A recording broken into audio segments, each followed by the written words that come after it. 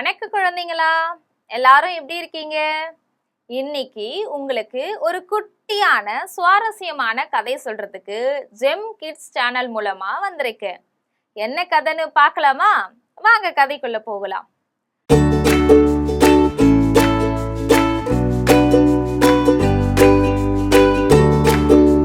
ஒரு வியாபாரி ஒரு உழவர் சந்தையில முத்தின கத்திரிக்காயும் நாட்டு தக்காளியும் கொண்டு வந்து சந்தையில விற்கலாமா அப்படின்னு சொல்லிட்டு கொண்டு வந்திருக்காரு. அப்போ முத்தின கத்திரிக்காயும் நாட்டு தக்காளியும் ஒண்ணுக்கொண்ணு பக்கத்துல வச்சு பச்சைக்கண்ணு வாங்காம பார்க்கிற மாதிரி போட்டு வச்சு வியாபாரம் செய்ய ஆரம்பிச்சாராம். நாட்டு தக்காளி அந்த கத்திரிக்காய பார்த்து, நீ ஏன் என்னையே அடிக்கடி உத்து உத்து பார்த்துக்கிட்டு இருக்க அப்படின்னு கேட்டுச்சான். அதுக்கு அந்த கத்திரிக்காய் சோகமா, ஆமா, நீ மட்டும் வியாபாரம் ஆயிட்டே இருக்க, நான் மட்டும் இப்படியே கொஞ்சம் கூட வியாபாரம் ஆகாம இருக்கேன், என்னை யாருமே வாங்கிட்டு போக மாட்டேன்றாங்களே, ஏன் அப்படின்னு தக்காளி கிட்ட கேட்டுச்சான். அதுக்கு அந்த தக்காளி அப்படியே நகைச்சுவை சிரிச்சுக்கிட்டே சொல்லிச்சான், நான் நாட்டு தக்காளி தளதளன்னு இருக்கிறேன், அதனால என்னை எல்லாருமே வாங்கிட்டு போறாங்க. அது மட்டும் இல்லாம நான் நாக்குக்கு சுவையா இருப்பேன், நீயோ கருப்பு கலரு, ப்ளூ கலரு, பச்சை கலரு, கலர் கலரா இருந்தாலும் நாக்கு சுவைக்கு நீ சரிபட்டு வர மாட்ட, அதனாலதான் உன்னை யாரும் வீட்டுக்கு வாங்கிட்டு போகல அப்படின்னு முகத்துல அடிச்ச மாதிரி சொல்லிச்சான். அதுக்கு கத்திரிக்காய் மனசளவுல புண்பட்டாலும் தன்னுடைய பதிலடியால தக்காளி புண்படாத வகையில தன்னுடைய சில்மிஷத்தை அந்த நாட்டு தக்காளி கிட்ட காட்ட ஆரம்பிச்சுச்சான். சரி, என்னைத்தான் யாரும் உங்க வீட்டுக்கு கூட்டிட்டு போக மாட்டேங்கிறாங்க, நீயாவது என்ன உன் வீட்டுக்கு கூட்டிட்டு போயேன் அப்படின்னு சொல்லிச்சான். அதுக்கு தக்காளி, ஆசை தோசை அப்பளம் வடை, ஆசைய பாரு, போய் உன் வேலைய பாரு அப்படின்னு சொல்லிச்சான்.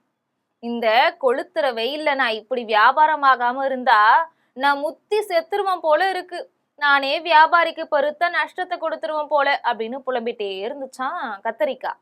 என்ன இந்த தக்காளி மட்டும் வியாபாரம் ஆகுது, கத்திரிக்காய் ஏன் வியாபாரம் ஆக மாட்டேங்குது அப்படின்னு சிந்திச்ச அந்த வியாபாரி ஒரு புதிர் போட்டு புதிய யுக்தியை கையாள ஆரம்பிச்சிட்டான். இவ்வளவு நாளா ஒன்னா இருந்த தக்காளியையும் கத்திரிக்காயையும் பிரிச்சு தனித்தனி இடத்துல போட்டு வியாபாரம் செய்ய ஆரம்பிச்சிட்டான். இதன் மூலமா கொஞ்சம் கொஞ்சமா கத்திரிக்காயை மக்கள் வாங்கிட்டு போனாங்களாம். இருந்தாலும் கத்திரிக்காய்க்கு தக்காளியை கிண்டல் செஞ்சிருந்தாலும் அதை பிரிச்ச வருத்தம் இருந்துச்சு. நம்மால நம்மளுடைய வியாபாரி சந்தோஷம் அடைகிறான் அப்படிங்கிற இன்பமும் துன்பமும் மனசுல வச்சுக்கிட்டு தன்னை மக்களுக்கு அர்ப்பணிச்சுச்சான். கொஞ்ச நாள் போக போக தக்காளி வியாபாரம் குறைஞ்சி கத்திரிக்காய் வியாபாரம் அமோகமா நடந்துச்சான். இதை பார்த்து பொறாமப்பட்ட தக்காளி பாயாசத்துல விஷம் வச்ச கதை மாதிரி கத்திரிக்காய் கிட்ட போய் நைஸா பேசிச்சான்.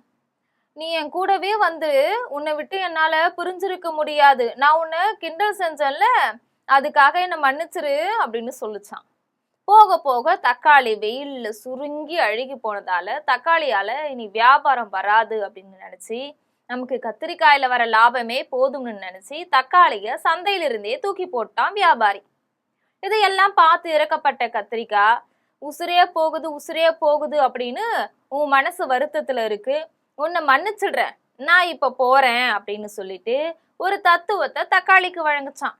ஒருத்தருடைய உருவத்தையோ இல்ல நிறத்தையோ பார்த்து எடை போடக்கூடாது, கேலி கிண்டல்லாம் செய்யக்கூடாது, பொறாமைப்படக்கூடாது, பேராசை பெரு நஷ்டம், இது போன்ற வாழ்க்கைக்கு உகந்த தத்துவங்களை எல்லாம் சொல்லிட்டு தக்காளிக்கு டாட்டா காட்டிட்டு போயிருச்சான். என்ன குழந்தைங்களா, கதை எப்படி இருந்துச்சு? கமெண்ட்ல சொல்லிட்டு போங்க, சரியா? மறுபடியும் இன்னொரு நாள் இன்னொரு கதையோடு உங்களை வந்து சந்திக்கிறேன். டாடா.